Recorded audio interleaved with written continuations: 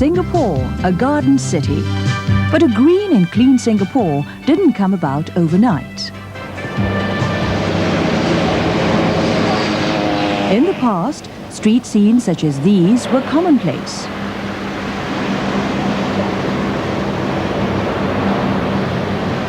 The environmental condition of our streets were far from clean and hygienic. Being a small island with a high population density, indiscriminate littering and improper disposal of refuse posed a major health hazard to the population. Something had to be done. So 20 years ago, on 1st October 1968, a nationwide Keep Singapore Clean campaign was launched by the Prime Minister. We have built, we have progressed, but there is no hallmark of success more distinctive and more meaningful than achieving our position as the cleanest and greenest city in South Asia. The campaign was launched at a crucial period when major problems such as housing and unemployment were largely being solved. It was thus timely to instill in the people the need to upgrade their environment and quality of life. It was also the first time a massive campaign aimed at public education was carried out. The campaign is unique in that it has been planned and conducted in a scale which has never been done before. It involves every man, woman and child, every employer, workman or housewife.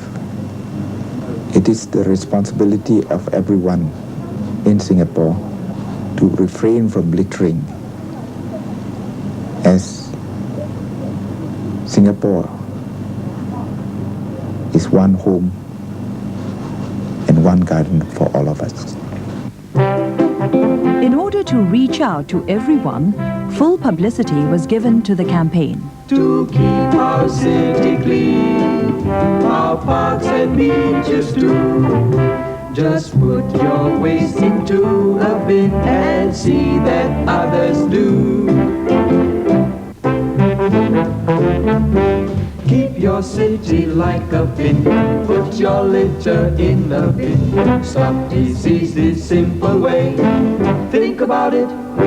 Start today. One aspect of the campaign included the control of street hawkers, which numbered about 24,000. Food and vegetable waste dumped into the drains or left on the road by them further aggravated the situation. These street hawkers had to be cleared and recited into proper food centers and markets. To clean up the streets of Singapore was a mammoth task. In the past, refuse wasn't collected regularly and was often left on the sidewalks to rot. With the campaign, the cleansing and public service under the Ministry of Health was upgraded. Refuse and litter were collected and cleared every single day of the week without fail. Till today, this practice is still carried out 365 days a year.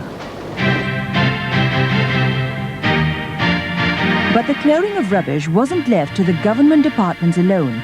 At various constituencies, broomstick brigades such as these also joined in the battle to clear the surroundings of its litter and dirt.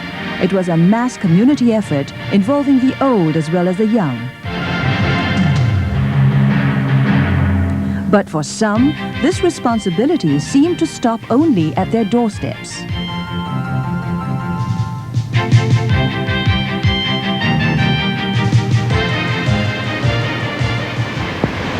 Public places were still being littered.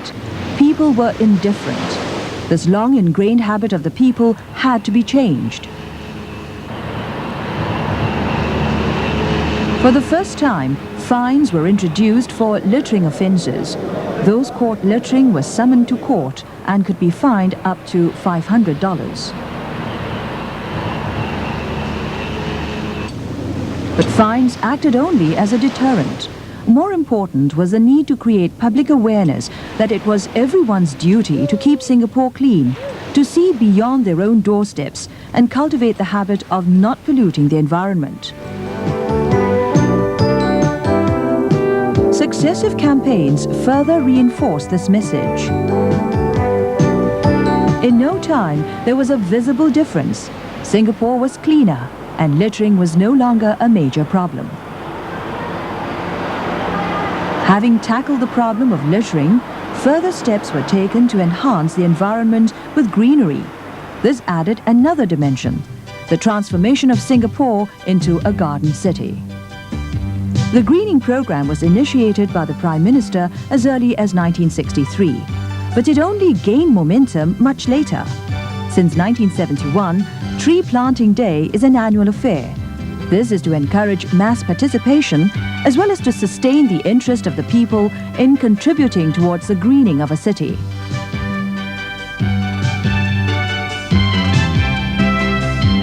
In the early 60s, relatively few trees could be found in the city area.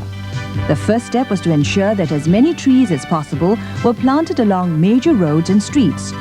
Previously, trees were grown from seedlings, which took at least 5 years to mature. But with the introduction of instant trees, the greening program was accelerated. At the same time, land was set aside for the development of parks and tree planting. In the late 70s, the Garden City concept was taken a step further. A greater variety of ornamental trees and shrubs were brought in to increase the range of plants available.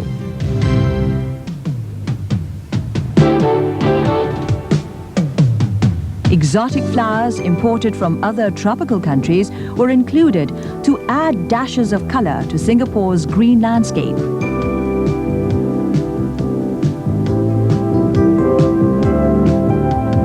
Today, trees and flowers are found almost everywhere. Plants and flowering shrubs are also used to beautify concrete structures such as these. The greening program has been successful due to widespread efforts to find suitable plant species, but the maintenance and nurturing of the greenery requires just as much effort. Today, 20 years later, Singapore has become a clean and green city. Since 1970, some 4.5 million trees, shrubs and climbers have been planted.